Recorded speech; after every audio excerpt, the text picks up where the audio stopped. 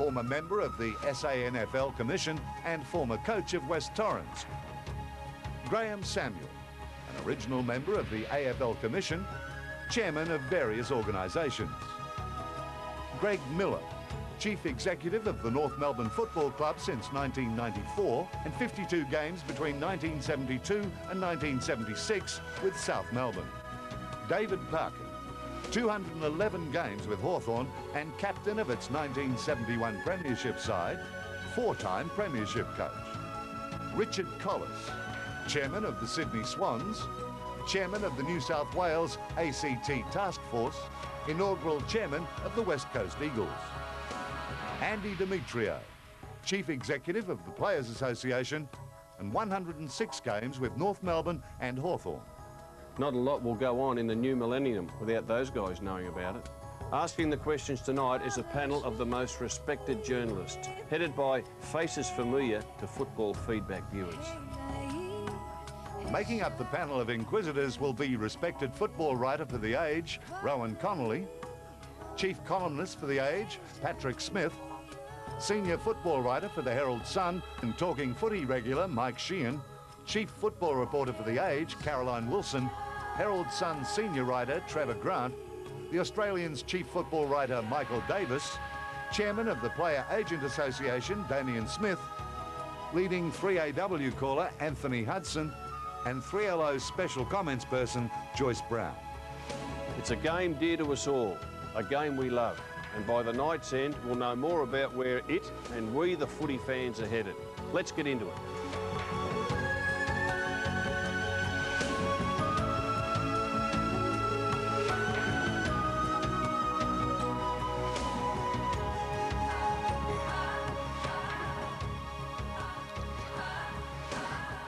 Hello and welcome, and a very special welcome to our distinguished guests. Tonight we go live on Cable 7 through Optus Vision and the Austar satellite to just under 500,000 homes. That's right, just under 500,000 homes. We also go live on 3AW Sports Today, so welcome to all of 3AW's listeners. And a very warm welcome to football feedback viewer Henry Munkus. Welcome to you, Henry. You won the competition to be here tonight. No doubt you watch the show each Monday night? Thanks, Robert. It's a pleasure to be here. We never miss the show. All other shows we tape, and we always watch Footy Feedback live. And I just spoke to your family, and it seems as if it's a split football household. Yeah, I lost that one. They all should have been barracking for Melbourne, but we're 50-50 Melbourne and St Kilda. OK, well, I hope you enjoy the show. I'm sure you will, and good to see the kids here tonight. Thanks a lot. I'm going to kick the show off with the first question, and that's to you, Wayne. Welcome, Wayne. Thank you. On the weekend, I was privileged to be part of the Victorian State of Origin win. When do you think we might see State of Origin live again? If we see it live again, Robert, I suspect it will be somewhere around about the year 2003 or 2004. The AFL Commission is going to revisit the concept in 2001, but during that year we were in the final of our last year of our 4-year agreement on the international rules, and I think there's a lot of evidence, including last Saturday, that the Victorian people in particular don't want to see State of Origin football each year. South Australians would, New South Welshmen not sure, but there's a lot of passionate State of Origin people in the league, in the clubs, amongst the players, and at least I'm hopeful that 2 or 3 years into the new millennium we'll be back playing State of Origin in some form or other. OK. Well, that's the first question, and now I'm going to hand it over to my friends over here on my right. Rowan. Wayne, just on the state game, obviously 26,000 is a very disappointing crowd, but one I would have thought that's difficult to assess given that it was probably the worst football day we've had for at least 3 or 4 years. How big a factor will that crowd be in any final decision you make on State of Origin, and should it be a factor at all given that the concept is also very importantly about rewarding players? It will have no relevance at all, Rowan. Whether we got 26 or 36 or 46 at the MCG wouldn't impact on, I think, the final assessment that we make and the decisions we have to take in a year or two's time. So the short answer is Saturday's crowd in those conditions had no impact whatsoever. Are you worried about the players not having any form of recognition beyond their club selection if the concept doesn't continue? Yes, because a major reason why we want to play State of Origin is to give players a reward above their home and away competition. We also play it to develop the game, and I think it's very easy to sit here in Melbourne and be critical perhaps of State of Origin, but people may have gone to the Gabba. Certainly you would have got 40,000 in South Australia. Heaven knows how many people we'd get if we played it in Sydney or in Perth. But I think the players' aspirations in the next year or two will be satisfied by our international rules against Ireland.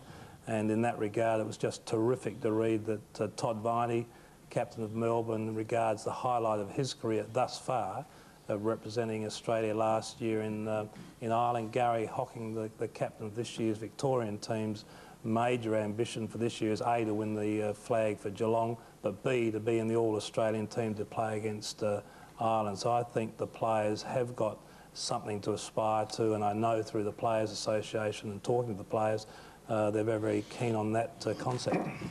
Is a carnival possible, Wayne? I mean, is it feasible that we're going to have a carnival involving all states on a 4-year basis? It is feasible, Mike, but I'd have to say we have as many suggestions and recommendations about State of Origin and how it should be conducted as we do about how the final 8 ought to work. I mean, Roberts had some quite constructive thoughts attributed to him in the last couple of weeks on how he thinks it ought to run. But carnivals obviously are possible. Playing games in individual states are possible, whether it's 2 years or 3 years or 4 years. If players can only play, represent their state once or twice in a career, you'd expect them to settle up more often than if they could represent it almost annually. Wayne, what part will economics play in your assessment of the whole situation in the end? It won't be the major factor, Trevor. More important is, I would have thought, first the development of the game, secondly the aspirational level of the players, and thirdly whether it actually adds something to that which the fans can enjoy on an annual basis. Obviously, if that was going to cost us $1 million a year, it's going to be less attractive than if it's going to cost us 100,000. So economics are relevant, but they won't drive this particular concept. Right. So you're happy to have, say, what is it, about 250,000 people not at the football on that particular day around Australia? Yeah, absolutely. When we play 22 home and away games, this year we're playing about 25 Ansett Cup games. If we have one week off in the middle of the year when 640 players, 600 odd players are not playing, we're absolutely happy with that arrangement. Wayne, would you give any thought to an all-star game where we actually get the best 44 players out on the field? Well, you would, but that's a straight exhibition game, and it's a concept that Kevin Sheedy continues to promote to the AFL, the best versus the rest. But that's not helping lads who are in the best 22 that may have come out of Queensland or out of New South Wales. And I can't stress too much that the State of Origin is in part to help develop our game around the whole of the country. Wouldn't that, though, at least put on display the best players and be the best way to sell our game to the people in the north who might not watch too much footy a year, but if they get to see the best 44 players, they can say, gee, that is seeing the game. And one suggestion amongst a million we took on radio over the weekend was if you find some way of dividing the 16 teams into 2 groups of 8, they actually play for 4 points.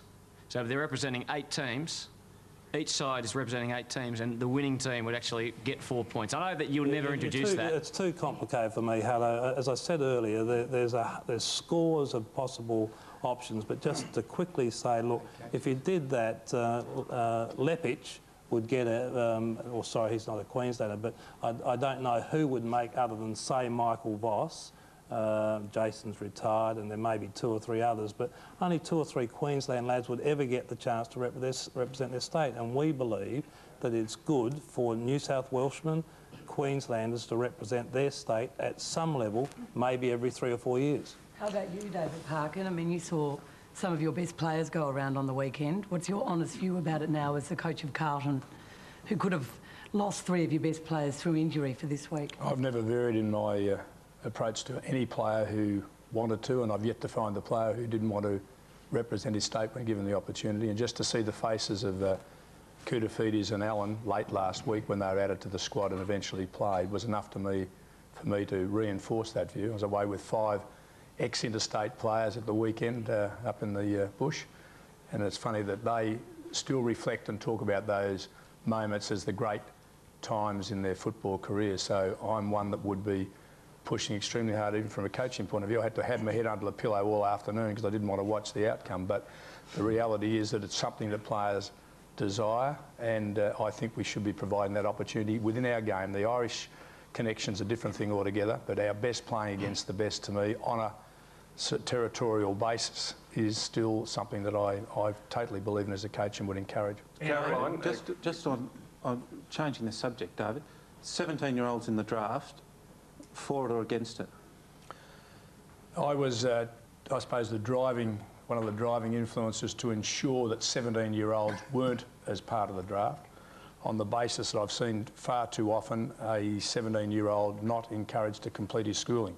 The moment that they lifted the age and almost ensured that a player would be able to finish his schooling, then I don't have any. There's plenty of 16-year-olds, I think, who can play the game. My only problem was the welfare in the long term. If there are 1,100 kids in the draft and 80 get drafted and about 1 in 4 make it, there's a hell of a lot of dropouts. I want to ensure that those who do come in at that age at least have the basic educational standard to do something beyond their footy, and that was my only argument. I think the way it's been dealt with, Patrick, has been pretty good. Andrew, how do you feel as Players Association rep?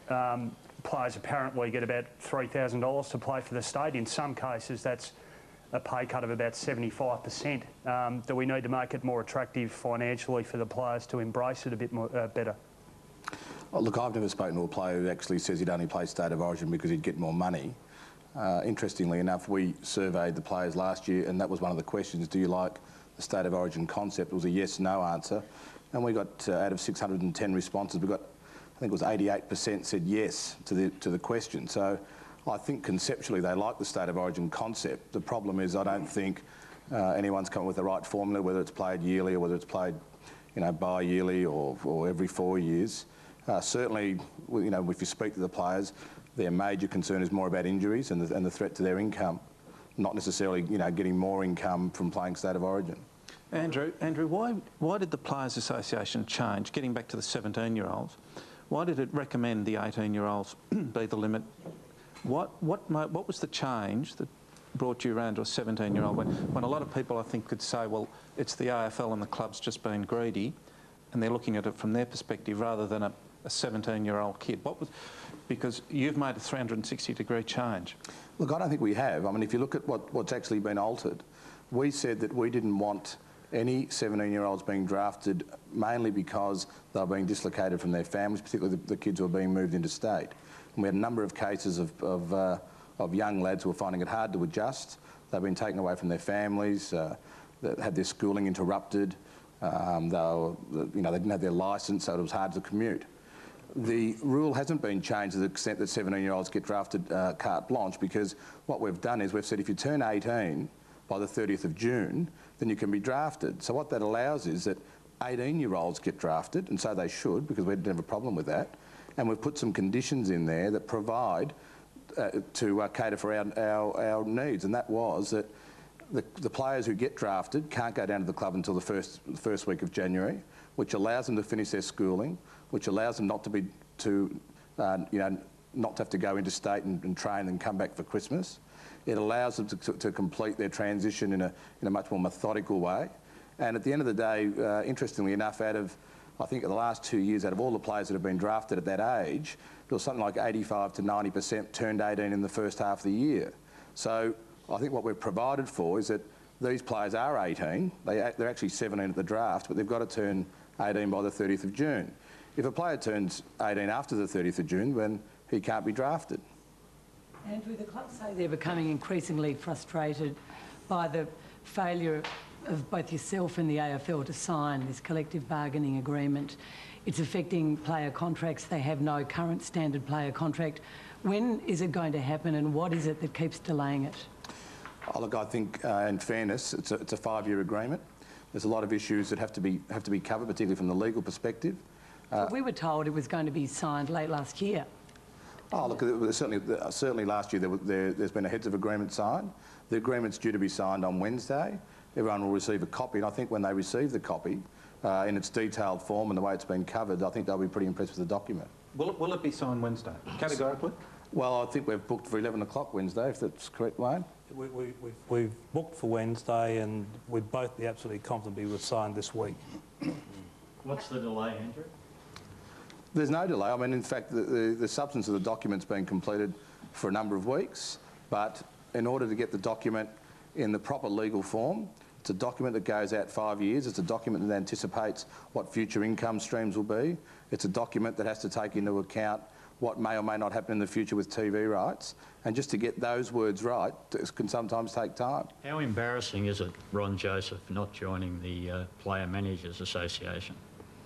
I don't think it's embarrassing at all. I think that, in fairness to Ron, he has about 80-odd players. I think he does a terrific job for his players, and his players are very loyal to him. And as I've said to him, I'd encourage him to become an accredited agent, because I think he could make a significant contribution to the accredited agent. Him though? I mean, he can still operate, can't he, without being a member? Well, as of February 1st, year 2000, the clubs it provides in the agreement that the clubs will refuse to deal with non-accredited agents. Will you refuse to deal with a non-accredited agent, Greg, if he's got 4 of your best players? Especially if it's Ron Joseph. Well, I guess we'll have to face that hurdle when we come to it, Patrick, but I would say that we will. We won't deal with it, because... Is there not a basic restraint of trade issue there that you'd be worried about, Wayne?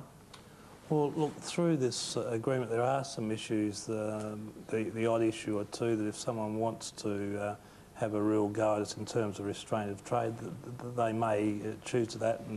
But we think all of the conditions that are of that nature are reasonable restraints of trade in all the circumstances. And after all, the players who and the vast bulk of player managers will support the CBA totally, and therefore unlikely to challenge us. But you're always subject to challenge, and we'll be prepared to deal with that if and when it comes. You'd happily go to court? Well, we'll never happily go to court. We're prepared to go to court if we believe our position is the correct one.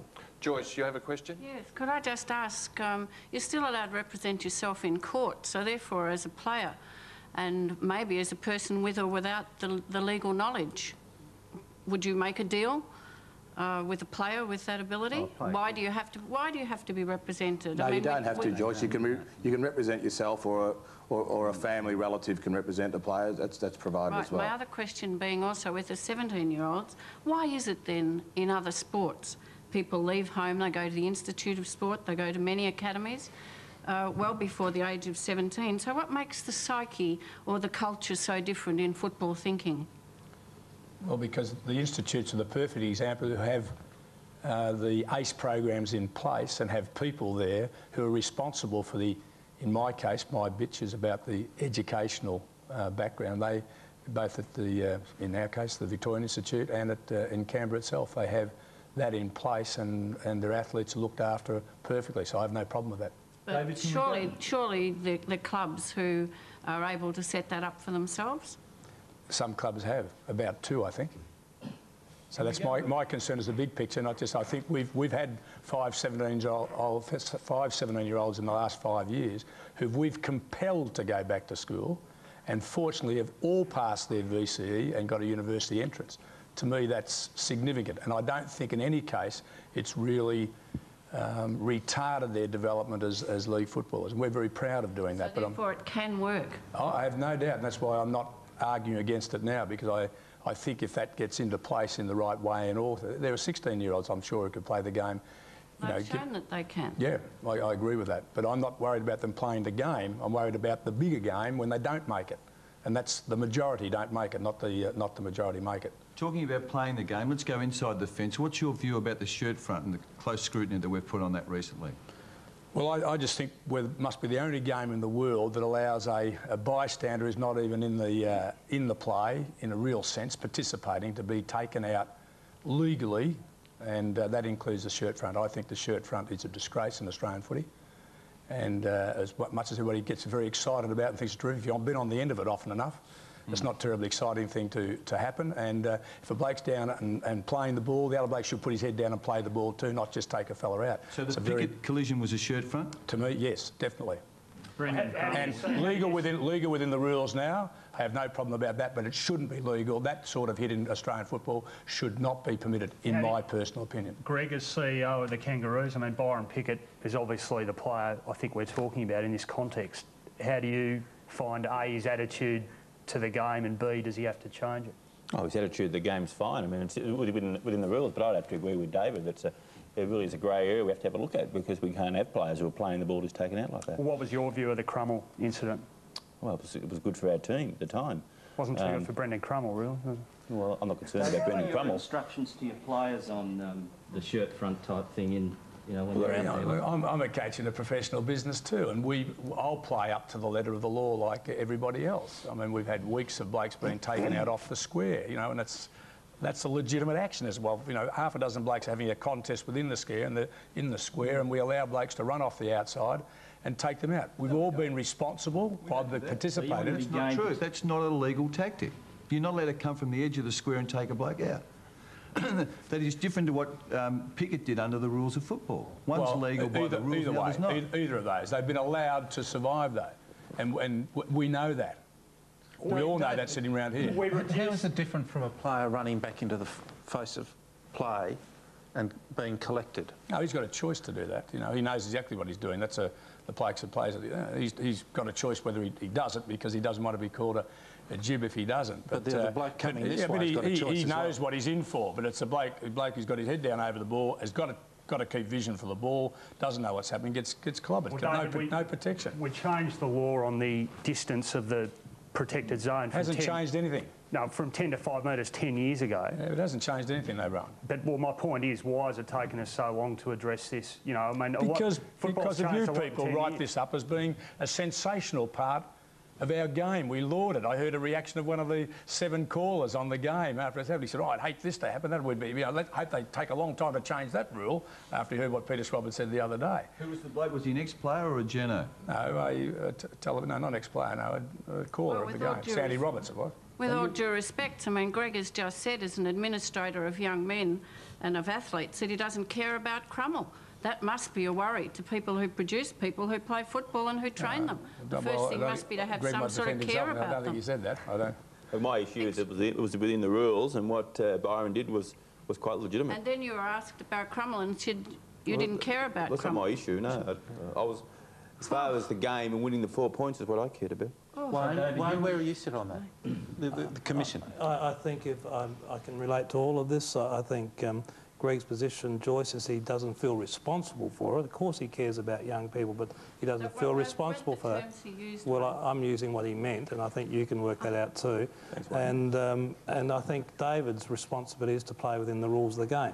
Having said that, David is one of a group of coaches who do have the influence to be able to get our rules changed, and once or twice, probably 4 times a year, the AFL meets with the coaches. These things can be on the table if sufficient people or the technical people that operate our game through all levels, not just the AFL but through local league level and below, believe the rules should be changed. There's a mechanism in place for that to start to be changed.